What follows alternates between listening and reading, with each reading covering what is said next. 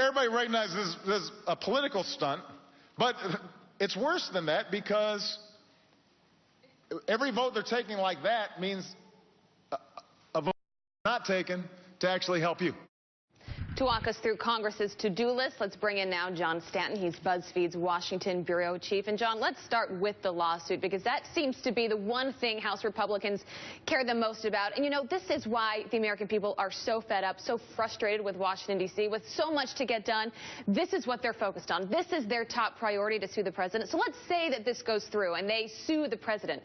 Where does that get us? What problems does that actually solve?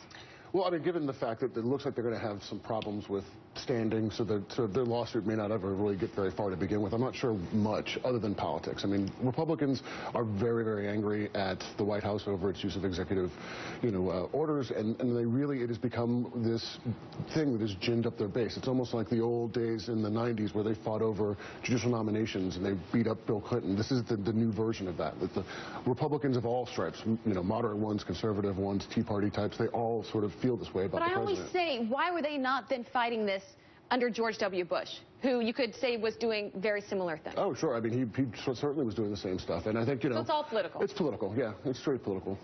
Hey, John. Greetings from Washington. Yeah, the Boehner lawsuit is, I don't know whether it's more pathetic than sad or more sad than pathetic.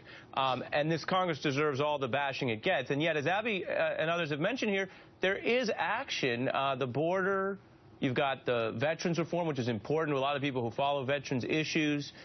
You've got an Iraq troops vote that didn't get a lot of attention but was interesting in the House and was bipartisan. A vote in the House on banking for legal marijuana sales. Have we started to overplay the do-nothing narrative almost too much? No, I think what you're starting to see, though, is that members that have found ways to finally break through some of this very quietly. It's essentially you have to get an issue and keep it away from the cameras as much as possible. Run it behind the scenes. When it blows up, keep trying to work past the problems. And it's the old school members are starting to reassert themselves in a lot of ways. Senator Levin and others on the veterans bill is a great example. They're slowly adapting to this new environment in Washington, which is very, very difficult. You're not going to see a lot of bills, but you will see every once in a while something like this veterans bill get through, which is, I think, frankly, remarkable. John, I appreciate Ari's optimistic input, but on very serious things, nothing is happening.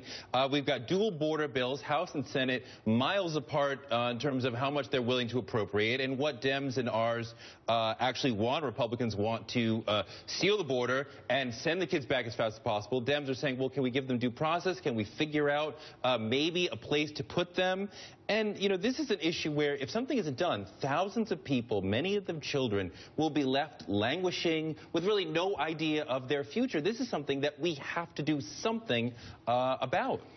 Well, politically, not really. I think both sides are looking at this and not doing, everybody passing something but not actually having anything done works best for everyone in politics. And right now But not in a human sense. Sure, no, absolutely not. But, they're politicians, and they're looking at November, and they're saying, I got to go home in August, and I got to face the voters at town halls. I need a talking point. Exactly. That's what they're saying. Exactly. And so Democrats can pass their bill in the Senate. Republicans will, or not pass it, but they'll bring it up. It will get filibustered. It will die. The House will pass its version, and they can all go home and say, well, I did as much as I could. The other guy got in the way. And that's, for them, is the best narrative, I think, politically right now. And, John, because this Congress won't act on immigration, not to mention a range of other issues, the president has indicated he's looking at what he can do through executive power on immigration in particular at the end of the summer. What is the political impact going to be of that? Because I could sort of see, the president does something big on immigration that might motivate Republicans. Then again, it might motivate the Democratic base. How are red state Senate Democrats in particular who are vulnerable this year, how are they feeling about the president's decision to take that action? They're pretty nervous. I think it sounds to me that a lot of them are okay with him doing something on this, especially if it's speeding up the process for getting the kids through the asylum system. But they don't want to see him expand DACA, for instance, to give more people the ability to stay in the country. They want him to slow down and wait to do that.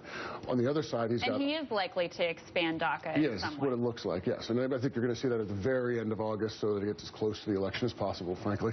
But I think that they're very nervous about that because, folks like Mary Landrieu, Mark Begich, others are looking at that and saying, this is really getting Republicans amped up, and they don't want them to be amped up. They want them to stay home on Election Day. Right. Yeah. Well, shifting gears quickly to the midterms, Politico has a piece out today. I've been wondering, where has Michelle Obama been? It seems like she was out so much in the first 4 years and has kind of dialed that back a little bit. They have a piece out saying the Dems could really use her in the midterms, especially with turnout. They write, she can bring the Obama brand without the baggage of President Barack Obama himself. She can go to states where he can't. She's a fresh draw for donors and for voters. I think we'll start to see more of her. I think so. I mean, there's definitely been talk already, about having her do DSCC events, DCCC events, going out to do individual sort of stops along the campaign trail. And I think once we get past September, you'll probably see her out almost every day, working crowds and trying to be out there. Because she is still very, very popular, and she's able to navigate around some of the touchier subjects and keep this sort of